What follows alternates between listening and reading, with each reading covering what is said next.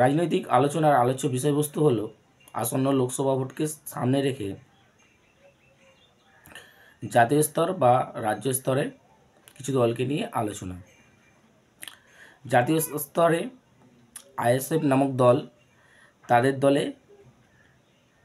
একমাত্র জনপ্রিয় নেতা নওশাদ সিদ্দিকী, তিনি নিজে থেকে ডায়মন্ড হাবড়ায় দাঁড়াবার জন্য ইচ্ছে প্রকাশ করেন এবং দলের গণতন্ত্র আছে বলে অজুহাত দেখিয়ে সেই ইচ্ছে থেকে সরেও আসেন। এটা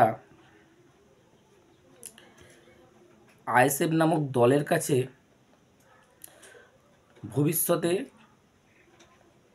একটি কাঁটা হিসেবে বেঁধে থাকবে, বা তার ভবিষ্যৎ কতটা প্রসারিত হবে তার নির্ভর করতে পারে তার সেই দলের জনপ্রিয় নেতার এই স্টেটমেন্টের উপর।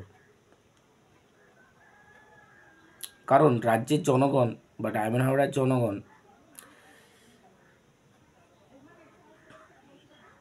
তার এই সিদ্ধান্ত সঠিক অর্থে নেয়নি। তিনি নিজেই ইচ্ছে প্রকাশ করে নিজেই সরে আসা সেই ইচ্ছে থেকে সেটা রাজ্যের জনগণ বা ডায়মন্ড হাবড়ার জনগণ সঠিক অর্থে নেয়নি। এবারে বলি জাতীয় স্তরে অপোজিশন লিডার হিসাবে সবথেকে চর্চিত মুখ, জনগণের হৃদয়ে ছুঁয়ে যাচ্ছে, তা হলো প্রিয়াঙ্কা গান্ধী।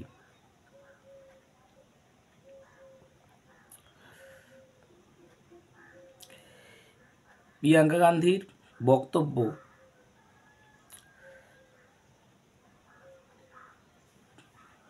সাধারণ জনগণের কাছে আলোড়ন সৃষ্টি করছে এবং সে যে স্টেটে যাচ্ছে, পার্টিকুলার যে জায়গায় যাচ্ছে, সেখানকার ইস্যুগুলো তুলে ধরছে।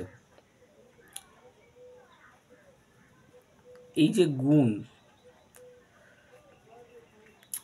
তার যে বক্তৃতার মাধ্যমে তুলে ধরছে, সেটা জনগণের কাছে ফলপ্রসূ হয়ে দাঁড়াচ্ছে এবং কিছু পর্যবেক্ষকদের মত অনুযায়ী অনেকাংশে মনে করছেন প্রিয়াঙ্কা গান্ধীর উচিত নরেন্দ্র মোদীর প্রতিপক্ষ হয়ে দাঁড়ানোর, অর্থাৎ বারাণসী থেকে তাকে দাঁড়ানো উচিত।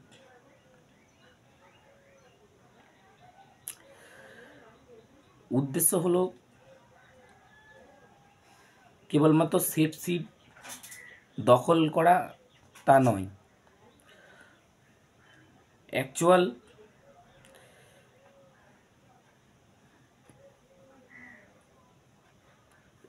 স্ট্রংয়ের বিরুদ্ধে